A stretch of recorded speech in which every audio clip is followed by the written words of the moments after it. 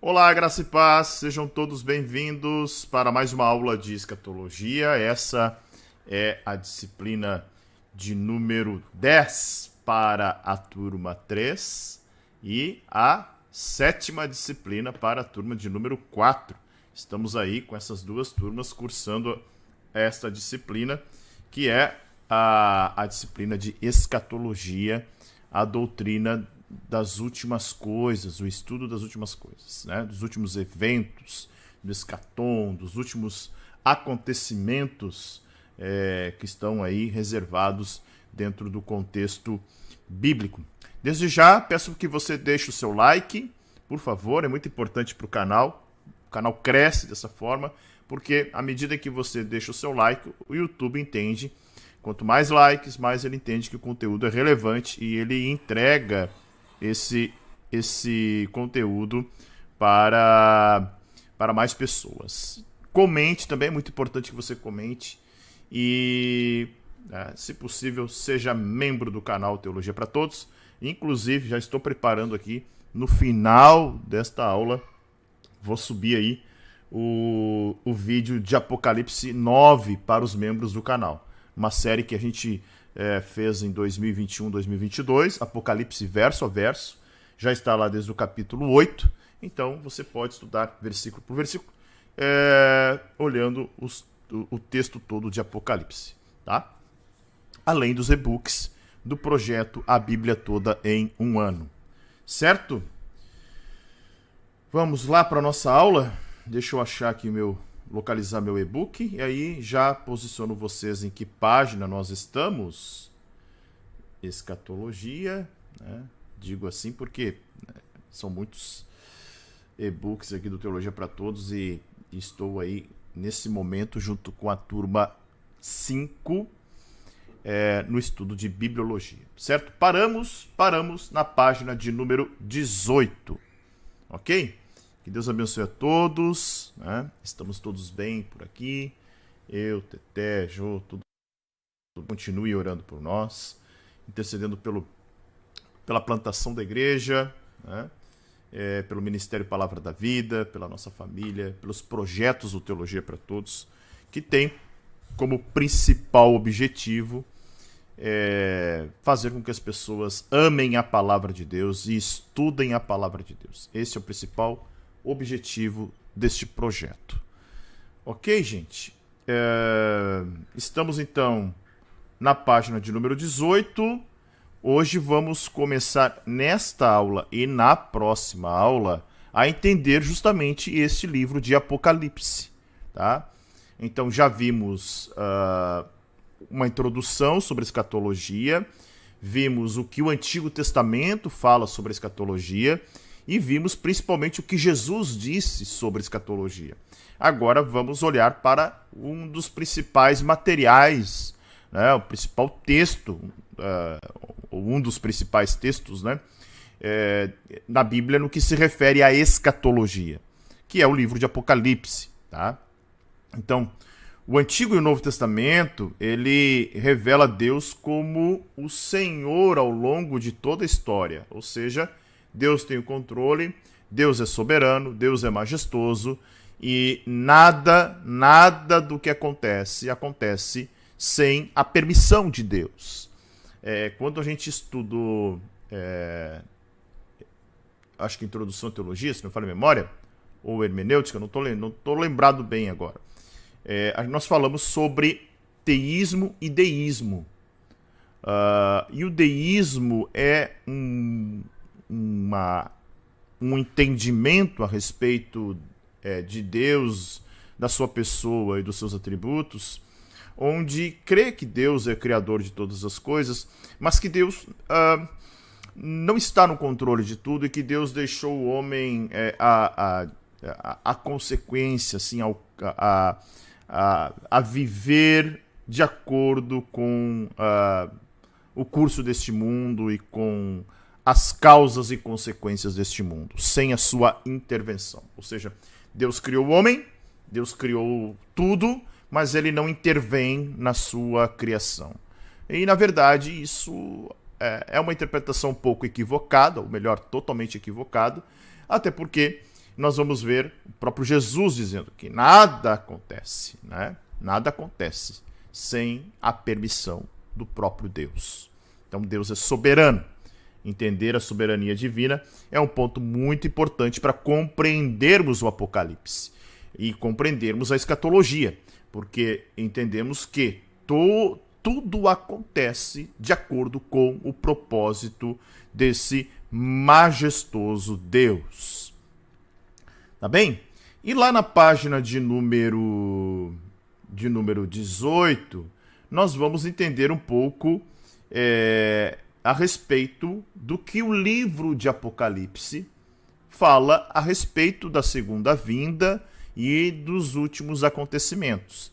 Embora todos aqueles que se enquadram como cristãos esperam a volta de Jesus, nem todos possuem o mesmo pensamento a respeito dessa segunda vinda e a respeito do livro de Apocalipse, tá? Então, se as visões de Apocalipse se cumpriram, estão se cumprindo ou ainda se cumprirão, é o ponto de debate, né, que permeia a interpretação da Eschaton e também do livro de Apocalipse. Agora, o ponto importante é aquilo que eu falei para vocês, que independente da escola de interpretação, nós precisamos fazer o seguinte: precisamos invocar Jesus para que ele volte logo. E aí todos os cristãos concordam, como diz Apocalipse 22:20, Maranata, ora vem, Senhor Jesus, ora vem, Senhor Jesus, ora vem, Senhor Jesus. Essa deve ser uma oração diária, essa deve ser nosso clamor constante. Maranata, ora vem, Senhor Jesus. Certo? E aí, a partir da página de número 18 até a página de número 24, 25, até a página de número 26, nós vamos entender como se desdobra o Apocalipse, né? Como podemos interpretar o livro de Apocalipse, certo? Então vamos lá, vamos nos debruçar sobre o livro de Apocalipse. Eu não vou explicar versículo por versículo. Para isso tem lá a série Apocalipse verso a verso, até porque, para vocês terem uma ideia, aqui a gente está abordando a escatologia como um todo, né? Apocalipse verso a verso são 22 capítulos e mais de 24 horas de conteúdo. Ou seja, ultrapassaria muito aqui a nossa disciplina. Então, e o objetivo aqui não é olhar verso a verso Apocalipse, mas entender os principais temas que aparecem. Então nós vamos olhar para os principais temas que aparecem dentro do livro de Apocalipse. Tá bem? Então, a primeira tabela que está lá, nós já falamos um pouquinho sobre ela, e deixa eu projetar aqui o meu slide, porque é muito importante também para que a gente possa fazer. Só um minutinho. Tá? Um minutinho só. E aí eu projeto o slide, mas também vou usar hoje um outro recurso para que não fique tão complicada a visão aí. Olha só. Já vai para a tela. Onde é que está? Aqui. Olha aí. Então nós vamos falar sobre os pontos de vista sobre o livro de Apocalipse, tá?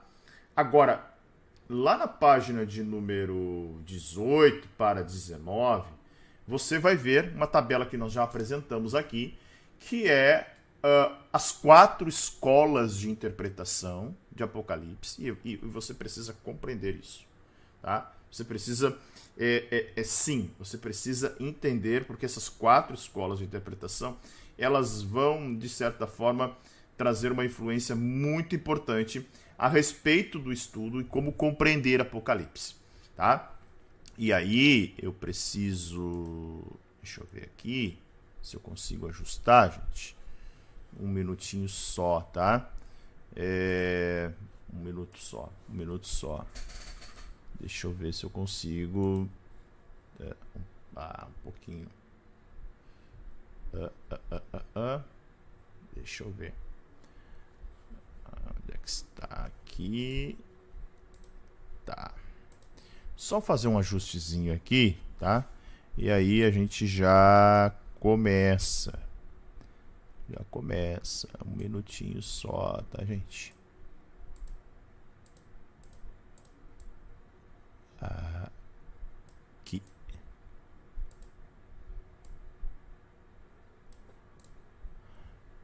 Aí, vamos lá.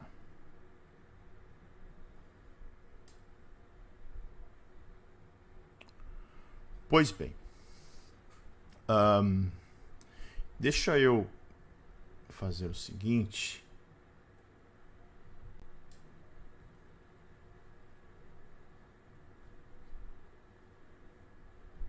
Fazer um ajuste aqui.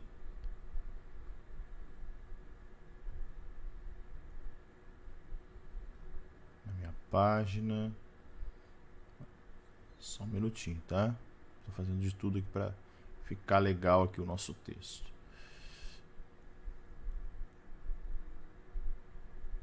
Aí. Então é o seguinte.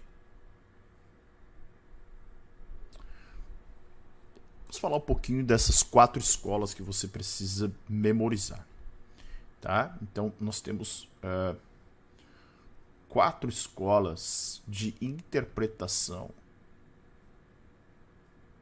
escatológica. Vou botar 4 escolas escatológicas, tá? Escatológicas. Não estão em ordem de importância, mas vamos lá. A primeira escola é a futurista, ok? E a futurista, ela vai entender que a partir do capítulo 6 de Apocalipse, tudo está por acontecer ainda, tá? São profecias que estão para acontecer. E nós vamos analisar o livro de Apocalipse a partir de hoje, até a próxima aula, na visão das 4 escolas, tá? Nós temos a escola preterista. Tá? A escola preterista vai dizer o seguinte: olha, já aconteceu, já passou, né? 70 depois de Cristo foi aquele período da grande tribulação, falta agora Jesus retornar, ok? Boa parte dos preteristas são amilenistas, ou seja, não creem num reino literal do milênio, um reino literal de 1000 anos, tá? Os futuristas, praticamente todos eles são milenistas, boa parte deles. Depois nós temos a escola idealista, que vai olhar para Apocalipse e dizer que muito do que acontece ali é alegoria, né? Tem um sentido figurado, não pode ser levado ao pé da letra, tá? E nós temos uma quarta escola de interpretação, que é a historicista. Que crê que desde que Jesus ascendeu aos céus, Apocalipse vem acontecendo, ou a escatologia vem acontecendo ao longo da história da igreja e culminará, né, com os últimos acontecimentos. Então tem coisas para acontecer, mas boa parte já aconteceu. Claro, aconteceu na história. Então, nós vamos enxergar hoje essa visão escatológica das 4 escolas. Certo?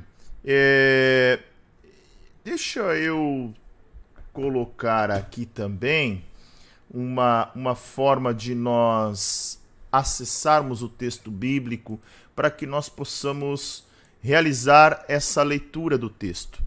Deixa eu só fazer uma coisa aqui importantíssima. Um minutinho só, tá? porque daí a gente vai também fazendo a leitura do texto bíblico. Certo? Me deem um minuto até eu ajustar aqui. Eu vou usar.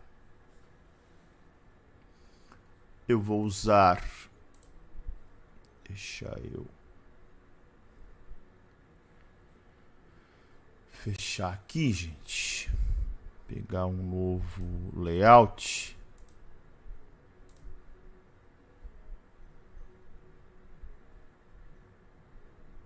Tá? E aí, deixa eu mudar aqui a forma de visualização da letra. Só um pouquinho, tá bem? Eu tô querendo colocar aqui a minha Bíblia na tela. E aí, apanhando pro layout aqui do negócio. Deixa eu ver se eu faço diferente. Um pouco difícil aqui, mas vai dar. Aí.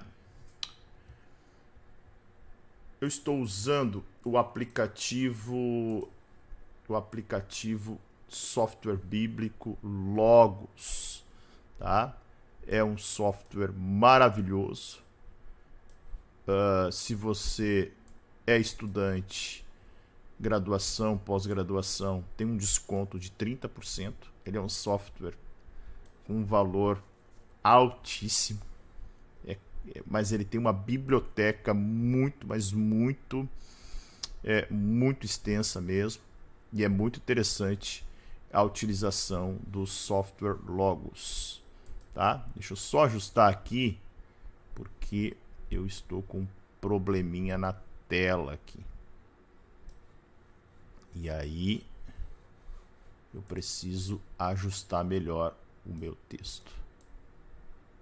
Um minuto só, tá, gente? E aí o texto vai aparecer de uma forma mais interessante. Vamos ver. Aí. E eu ainda estou apanhando. Vou ser bem sincero para vocês, eu ainda não tenho... Não é que eu não tenho domínio, eu ainda estou conhecendo bem o software, mas é para compartilhar ele aqui na tela que está sendo um pouquinho difícil para mim, tá? Mas vamos ajustando. E aí as coisas vão acontecendo. Certo? Então vamos lá. Vamos para o texto bíblico. Ok? Vamos para o texto bíblico, que é o que realmente nos importa nesta noite.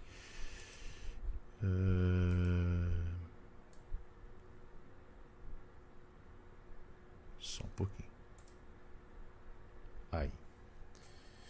O primeiro texto que nós vamos analisar é algumas palavras de Apocalipse capítulo 1, verso 1, verso 3 e depois o verso de número 19. Então está na tela aí, Apocalipse capítulo 1.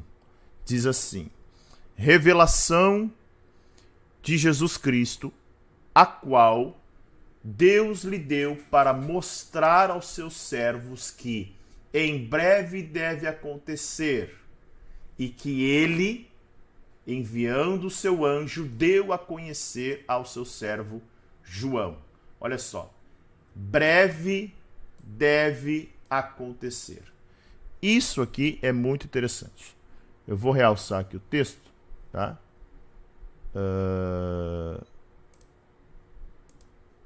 Deixa eu ver como é que eu faço aqui, gente. Ó, breve deve acontecer. Então, muito importante entender esse breve deve acontecer, tá? Vamos lá.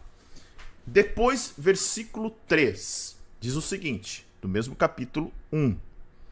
Diz assim: bem-aventurado aquele que lê, e bem-aventurado Bem-aventurados aqueles que ouvem as palavras da profecia e guardam as coisas nela escritas, pois o tempo está próximo. Tá? O tempo está próximo. Breve deve acontecer, o tempo está próximo.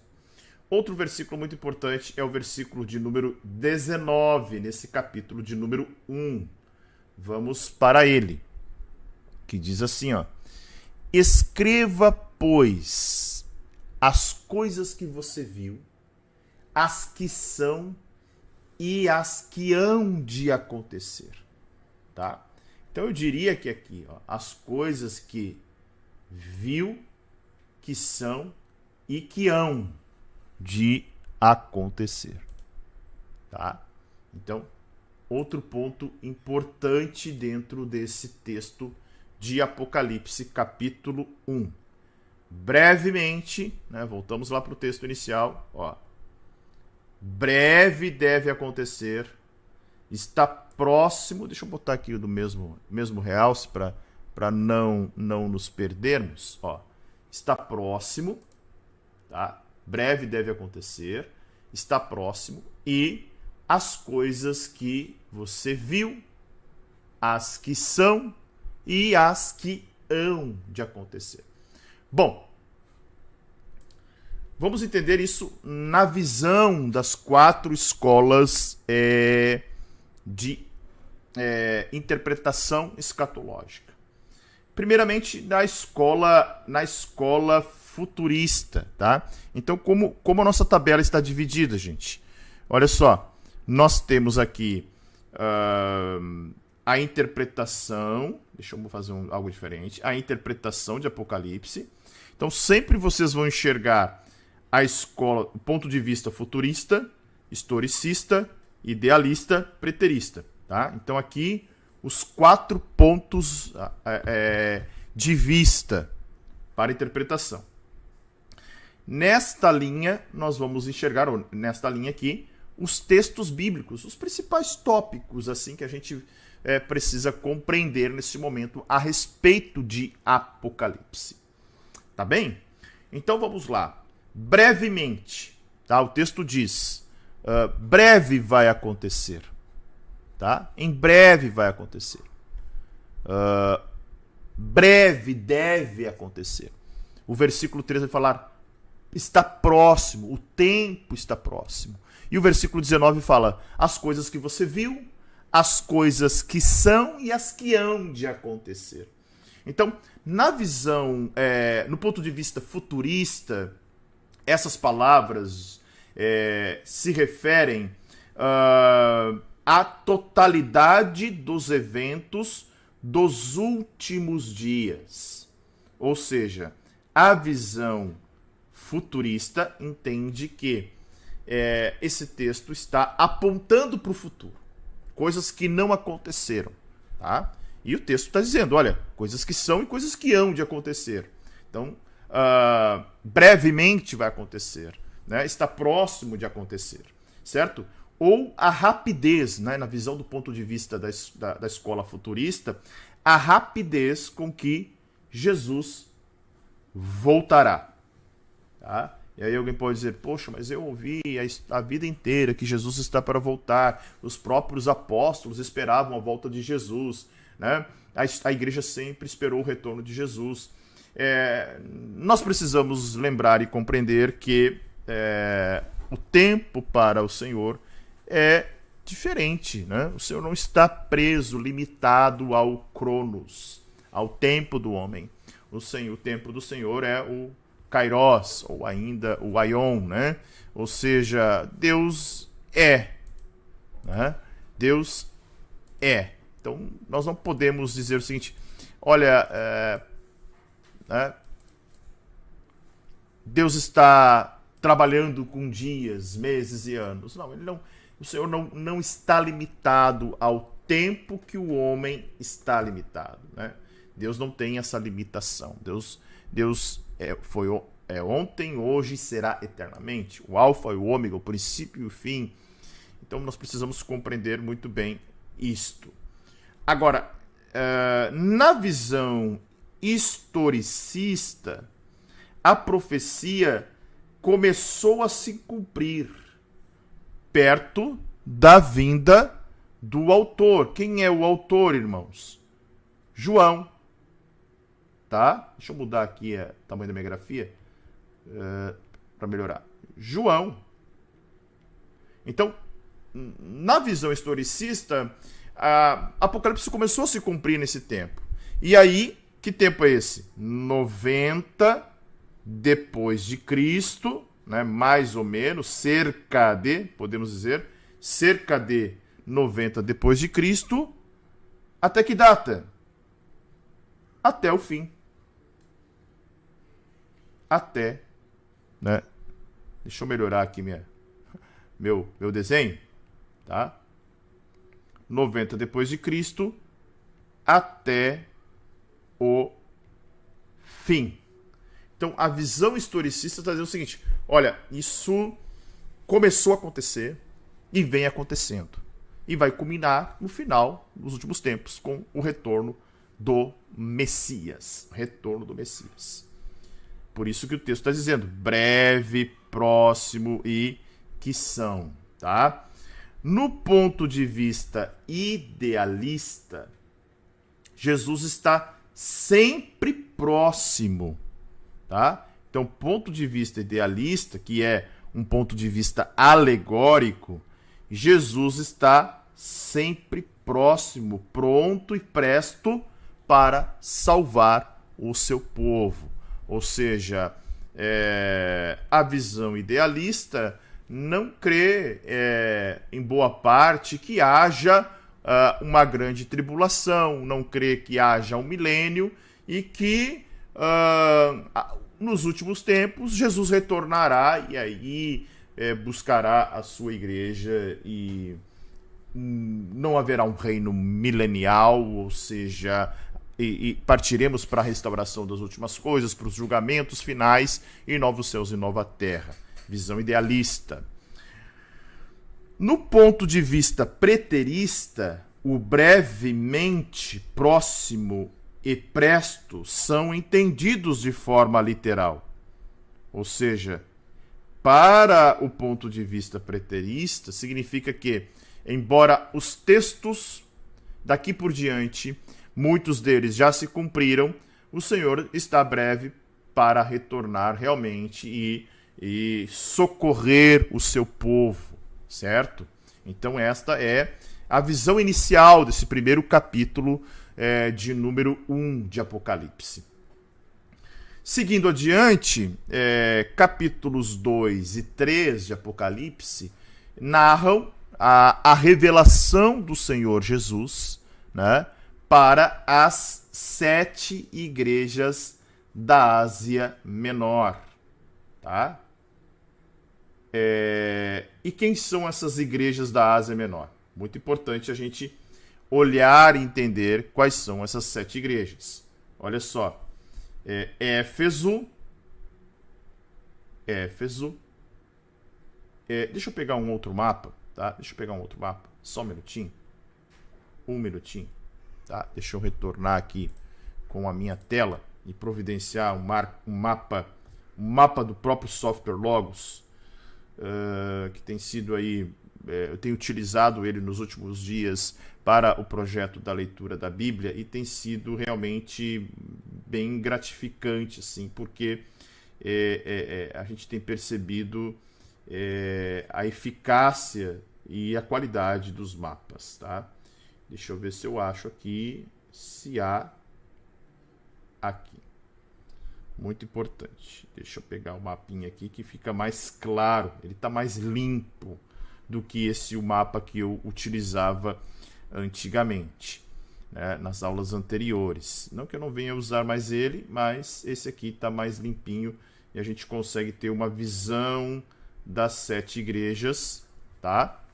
E mais ainda, ele apresenta a possível rota pela qual o livro ou a carta de Apocalipse tenha rodado entre as igrejas. Então, olha só. Se você olhar para o capítulo 2, você vai ver, capítulo 2, carta à igreja em Éfeso. Tá? Deixa eu colocar aqui o texto bíblico na tela. Tá? Texto bíblico na tela. Tá aí, ó. Carta à igreja em Éfeso, carta à igreja em Esmirna, carta à igreja em Pérgamo, carta à igreja em Tiatira, carta à igreja em Sardes, no capítulo 3, e finalizando com Filadélfia e Laodiceia. E voltando então para o mapa, nós vamos ver que é justamente a ordem que seguiria, né? Uma ordem. João está na ilha de Patmos. Patmos está aqui, tá? Patmos está aqui. Estão visualizando aí? Creio que sim, né? Creio que aparece bem aí dentro do nosso mapa a ilha de Patmos, que é uma ilha, uma pequena ilha grega, né? Que fica aí situada no Mar do Egeu, a 55 quilômetros da Turquia. E nós vamos ver... Obrigado. Nós vamos ver... Deixa eu pegar uma água aqui, gente. Nós vamos ver que a carta sai da ilha de Patmos, certo? Olha só.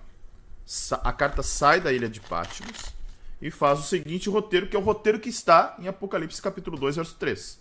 Sai da ilha de Patmos, passa por Éfeso, vem a Esmirna, segue a Pérgamo, desce a Tiatira, depois Sardes, Filadélfia e, por último, Laodiceia.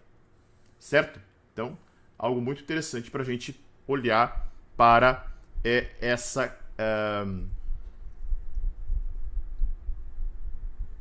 esse roteiro das cartas, da carta, né, de Apocalipse, mas as cartas às igrejas da Ásia. Então vamos olhar como cada uma das escolas interpreta essas 7 cartas. Tá? Então eram igrejas que boa parte entendem que elas existiam. Sim, elas existiam. Foram muitas delas influenciadas por Paulo, tá? E aí nós vamos ver, né, por Paulo, por João, e aí nós vamos ver o que cada escola de interpretação teológica pensa a respeito dessas 7 cartas. A visão futurista vai entender o seguinte, que a profecia começa com as 7 cartas, ou seja, o livro de Apocalipse começa então profeticamente com as 7 igrejas que eram igrejas reais nos dias do apóstolo João, tá? Outro ponto muito entendido pelos futuristas é que estas igrejas simbolizam os tipos de igrejas presentes nos últimos dias. Uma ideia também muito parecida com a visão historicista, tá? A visão historicista também tem esse pensamento de olhar para as 7 igrejas da Ásia e alocar elas numa, como é que eu posso dizer, num posicionamento espiritual ao longo da história da igreja. Então, por exemplo, tá? Se você olhar para as 7 igrejas da Ásia na visão... Não é essa tabela aqui. É aquela mesma anterior. Na visão da escola futurista e também... só um minutinho, gente. Eu tenho um outro mapa mais decente aqui para essa visão aqui. Só preciso localizá-lo, porque esse aqui ele tá com as caixinhas ali bem difíceis de interpretar, né? Tem um mapa que é tirado da própria... onde é que está aqui? Um minuto.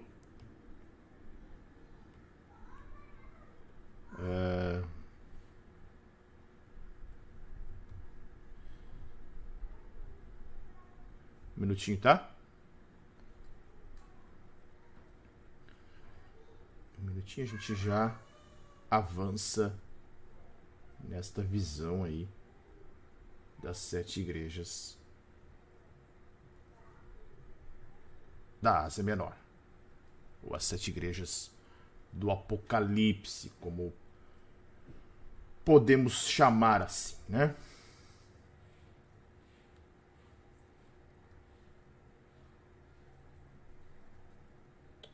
Ah, rapaz. Deixa eu voltar aqui. Um minutinho, tá, gente? Já consigo aí localizar a nossa imagem.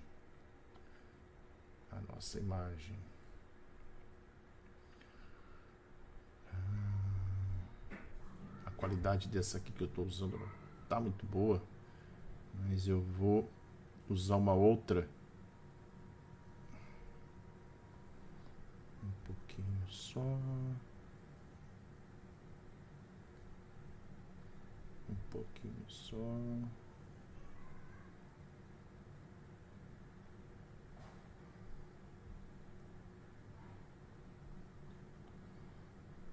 minuto.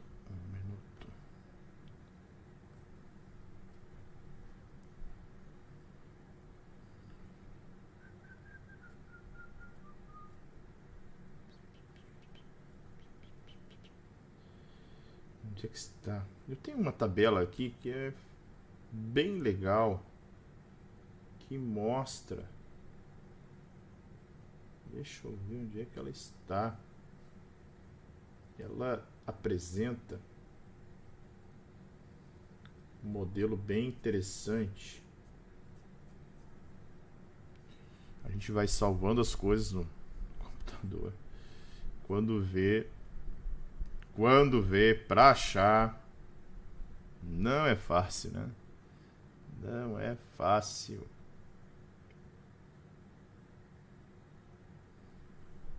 Deixa eu ver aqui, gente.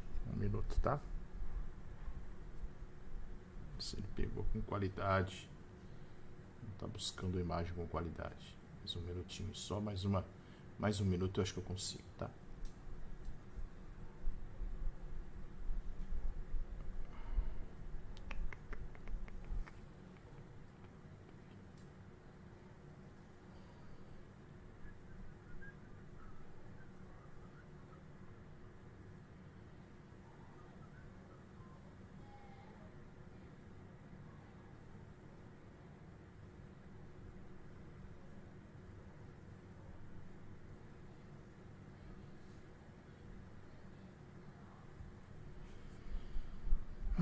Vamos ver se eu consigo aqui salvar a minha imagem, que agora eu consegui achar.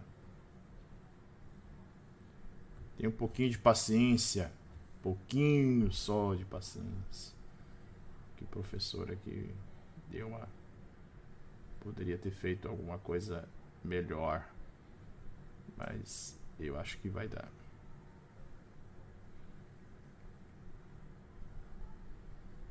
Acho que vai dar. Vamos ver.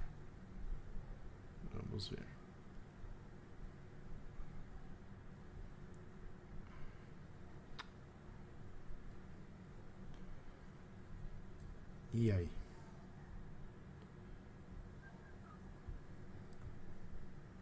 Tô apanhando, gente. Tá difícil o negócio aqui. Mas vamos ver se eu consigo agora. Tá quebrando o link. Mas enfim, né? Vamos ver.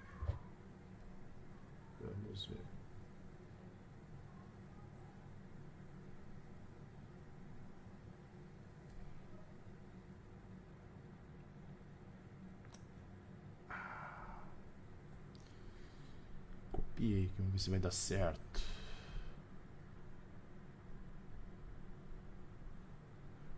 Não vai dar certo.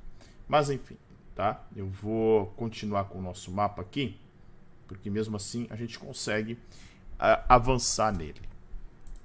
Qual é a ideia, né, que tanto a escola historicista quanto a futurista acaba, de certa forma, adotando nessa visão das 7 igrejas da Ásia? dizendo, por exemplo, que Éfeso, né, é a primeira igreja, tá? Então, se encaixando aí como a igreja do período apostólico, tá? Que vai de 33 a 100 depois de Cristo, a igreja do primeiro amor. Depois Esmirna como a igreja perseguida, que vai do ano 100 a 312, de Diocleciano a Constantino. A igreja de Pérgamo, que seria a igreja sob favor imperial, sob o favor de Constantino, de 313 a 600. Uma divisão muito parecida com aquela que a gente estudou em História da Igreja, lembra? Tiatira, que seria a igreja papal, ou igreja da Idade Média, igreja medieval, que iria aí de 600 a 1517, no ano da Reforma. Sardes, a igreja da Reforma, ou seja, o protestantismo aí dos séculos 16 e 17, indo aí de 1517 a 1750. Laodiceia, que seria a igreja rejeitada, Filadélfia, a igreja missionária, iniciada com o movimento puritano, de 1750 a 1900, né, mais ou menos, e a igreja de Laodiceia, que é a igreja rejeitada, a igreja da apostasia final, que seria o período atual que estamos vivendo, tá?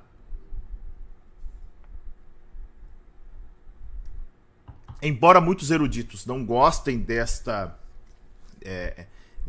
tentativa de encaixar a história da igreja nessas fases, não podemos negar que realmente, principalmente o período que estamos vivendo, é muito, muito parecido aí com a história da igreja de Laodiceia, né? Então, a visão futurista olha para as 7 igrejas da Ásia e diz o seguinte, tá? São as igrejas presentes, os tipos de igrejas que estão presentes aí nos últimos dias. Uma visão um pouquinho diferente da futurista para a historicista é que a historicista acredita nesse modelo ao longo da história, que a igreja viveu fases e essas fases foram representadas por cada uma dessas igrejas. Já a visão futurista tem um entendimento de que as 7 igrejas estão no período que estamos vivendo, né? Tem igreja no primeiro amor, tem igreja missionária, tem igreja que apostatou, tá? Então essa é a visão futurista, um pouquinho diferente da visão historicista, tá? Por isso que fala o seguinte, os tipos de igrejas presentes nos últimos dias. Muito importante essa expressão aqui, porque essa é a característica da escola futurista olhando para as 7 igrejas da Ásia. Já o ponto de vista historicista, sim, né? Acredita que a profecia começa também com as 7 igrejas e nos dias de João, né? E continua ao longo da história, né? Aí sim se cumprindo em cada uma das fases da igreja. A visão idealista vai dizer que o livro começa com as 7 igrejas, tá? Mas só que eles simbolizam as tendências na igreja que pode ocorrer em qualquer época. Diferente da historicista e da futurista, a historicista diz que aconteceu ao longo da história, a futurista diz que os 7 tipos de igrejas estão presentes nos dias de hoje. A ideia da idealista é que as 7 igrejas puderam se manifestar em qualquer tempo da história da igreja. Já o ponto de vista preterista, ele vai dizer o seguinte, a profecia começa sim com a ideia de que as 7 igrejas da Ásia, né, são reais e recebem essa profecia, tá? Só que depois centraliza-se na terra de Israel antes de 70 depois de Cristo. No sentido de que as 7 cartas, as cartas às 7 igrejas, Eram literais, mas estavam focadas para a realidade daquelas igrejas locais naquele período. Tá bem? Então esta é a visão das 4 escolas em relação às 7 igrejas da Ásia. Capítulo 2, capítulo 3. Capítulo 4, nós vamos ter a visão de Deus no trono. E é muito importante a leitura desse texto. Capítulo 4, versículos 1 a 3. Ele diz assim, ó. Depois destas coisas, importante, ó. Depois destas coisas, tá? Vou tornar o texto em negrito aqui, ó. Depois dessas coisas, olhei, e eis que havia uma porta aberta no céu. E a primeira voz que ouvi era como de trombeta ao falar comigo. Disse, suba até aqui, e eu lhe mostrarei o que deve acontecer depois destas coisas. O que deve acontecer depois destas coisas. Imediatamente eu me achei no espírito, e eis que havia um trono. Eis que havia um trono. Deixa eu só fechar aqui que eu clico e ele abre uma... Apanhando ainda, né? Eu cliquei aqui e ele abriu uma aba. Eis que havia um trono armado no céu e alguém sentado no trono. Alguém estava sentado no trono. E esse que estava sentado era semelhante no aspecto à pedra de jaspe, ao sardônio, e ao redor do trono um arco-íris semelhante no aspecto à esmeralda. O que está acontecendo nesse capítulo de número 4 é a visão do trono de Deus, tá? A visão do trono de Deus. É isso que está acontecendo aqui. Muito importante de nós olharmos isso, porque essa visão do trono de Deus vai aparecer novamente, tá? Deixa eu ver se eu consigo fazer alguma coisa aqui. Deixa eu ver.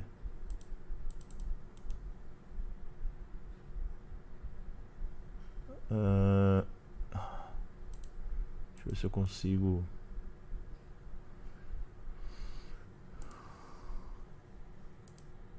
Não tem como, né? Fazer uma nota aqui, escrever nesse texto. Mas tudo bem. Eu escrevo aqui no nosso outro guia, que é o guia do e-book. Essa visão do trono de Deus, ela é semelhante à visão que acontece em Ezequiel, capítulo de número 6, e Isaías... Não, perdão. Ezequiel 1, Ezequiel capítulo 1, Isaías capítulo 6, tá?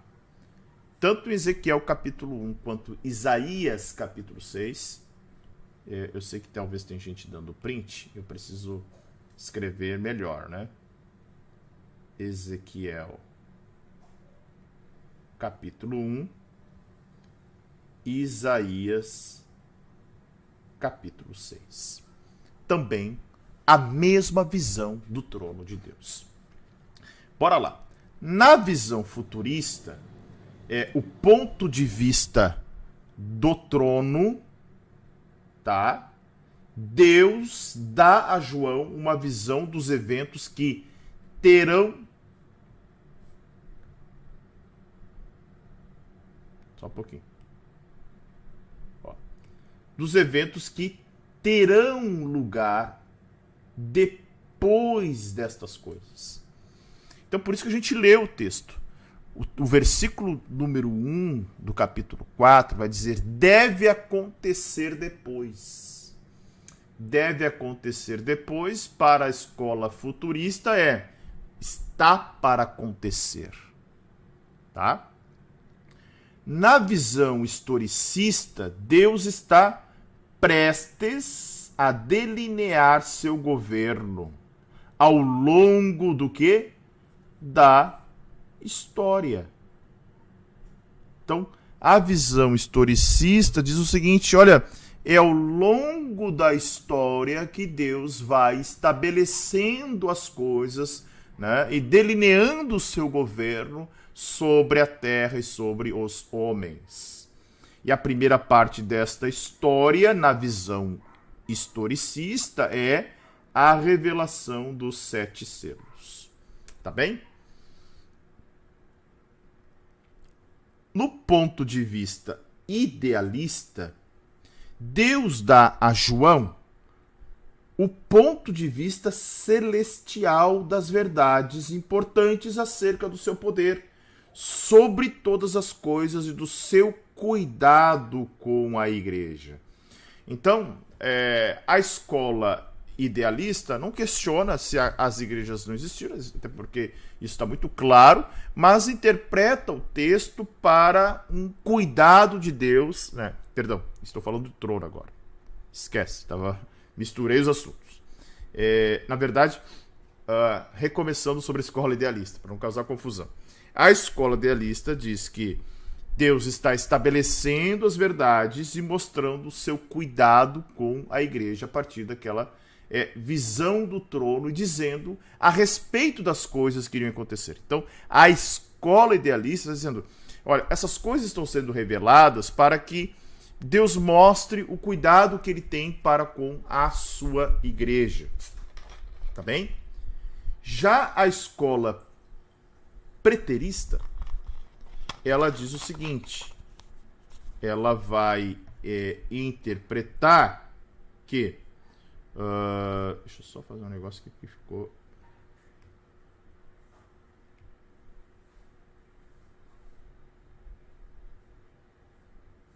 um pouquinho.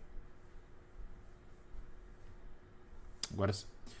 A escola idealista, ela vai interpretar a cena da sala do tribunal de Deus no templo celestial, com a ideia de que o juiz está no trono e prestes a agir como um rei. Então, o juiz está no trono. Tá? Então, em relação a essa visão do trono de Deus, a escola preterista, que acredita que boa parte já aconteceu, vai dizer, então, que o rei já está posicionado, Deus já está posicionado, pronto para iniciar o julgamento. Certo? Avançando, capítulo de número 5, versos 1 até o verso de número 4. Diz assim, ó. Vi, eu tô com o meu monitor invertido aqui. Deixa eu só fazer algo diferente aqui para não ficar com a cabeça invertida aí, né? Olha só. Vi na mão direita daquele que está sentado no trono um livro em forma de rolo, escrito por dentro e por fora e selado com 7 selos. Então, o que João viu na mão daquele que está sentado no trono? João viu, deixa eu marcar aqui, ó, um livro. Tá? Um livro. E o livro está selado como? Selado com 7 selos. Selado com 7 selos. Tá? O livro está selado com 7 selos. Verso 2. Nós vamos ler até o 4. Vi também um anjo forte que proclamava com voz forte: quem é digno de quebrar os selos e abrir o livro? E o texto vai dizer: ora, nem no céu, nem sobre a terra, nem debaixo da terra, ninguém podia abrir o livro, nem mesmo olhar para ele. E eu chorava muito, porque ninguém foi achado digno de abrir o livro, nem mesmo olhar para ele.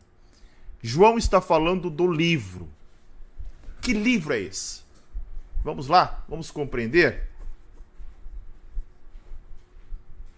Tá? Então, aí está o texto de uma forma mais ampla aqui, tá? Ficando melhor a visualização. Onde é que eu tô? Aqui. Então, vamos entender essa visão do livro nas 4 escolas de interpretação. Na visão, primeiramente, futurista, como a gente tem feito, o livro seria o título de propriedade da Terra. Ou seja, a escola futurista está querendo que o livro fala da mensagem profética de Deus no Apocalipse ou a eterna vontade e testemunho de Deus, ou seja, o testemunho das coisas que estão para acontecer. O livro fala do propósito divino, do seu controle, o seu domínio sobre todas as coisas, e que tudo que está para acontecer agora fala justamente a respeito da possibilidade, né, do final dos tempos, de acordo com a vontade de Deus. Ou seja, a vontade de Deus está prevalecendo nesse momento, certo? Já a visão historicista, o livro, para que é o livro? O livro é a futura história da igreja conforme Deus a revela e é Senhor sobre ela. Em que sentido? De dizer que o livro vai apresentar o que aguarda e o que espera a igreja, tá? E a vontade do Senhor para com esta igreja. Lembrando que o historicista acredita que boa parte aconteceu, mas tem muita coisa para acontecer ainda. Então a visão do livro é uma dessas coisas, né, que estão para acontecer na vontade de Deus para o futuro da igreja. A visão idealista vai dizer o seguinte, que o livro é a vontade e o testemunho de Deus revelando o plano da salvação para todos os tempos. Ou seja, o livro fala da vontade de Deus e do plano de Deus para a salvação em todos os tempos, em todas as eras. Já na visão preterista, nós temos aí a ideia de que o livro é a carta de separação de Deus contra Israel infiel ou ainda a eternidade, a eterna vontade e testamento de Deus, né, para com o seu povo e para com a sua igreja. Perfeito? Avançando então, vamos lá. Vamos agora, deixa eu só ajustar aqui o meu texto, gente, porque ele tá aqui, ó. Pronto. Capítulo de número 6. O capítulo de número 6 vai falar a respeito dos selos, tá? E aí fala que o texto... Voltamos para o capítulo de número 5 um pouquinho, tá? Eu preciso ler para vocês o verso de número 5, que é muito importante, tá? Que a gente faça essa leitura, tá? Um minutinho só. Para destacar. Aí. Capítulo 5, verso 5. Tá ali, ó, em amarelo. Então um dos anciãos me disse: não chore, eis que o leão da tribo de Judá, a raiz de Davi, venceu para quebrar os 7 selos e abrir o livro. Eu já falei para vocês aqui, né, a ideia de que o livro era um pergaminho, tá? E ele possuía 7 selos. O selo, naquela época, para uma carta, era como se fosse uma vela derretida, né? E ali havia um emblema que selava, né? E aquilo mostrava a insígnia do rei. Então, secava aquela cera, né? Era uma cera que se pingava, derretia, depois ela endurecia e para abrir a carta se quebrava o selo. Então, por isso, do texto dizendo que o leão da tribo de Judá, a raiz de Davi, venceu para quebrar os 7 selos. E aí a gente adentra na visão dos 7 selos dentro do que cada uma das cartas, de cada uma das escolas de interpretação teológica vai entender a respeito dos selos. São 7 selos. Uma coisa importante em relação aos selos e às trombetas é que há um interlúdio entre os selos. O que significa isso? Eu falo muito isso na série de Apocalipse verso a verso. Se você olhar o texto bíblico,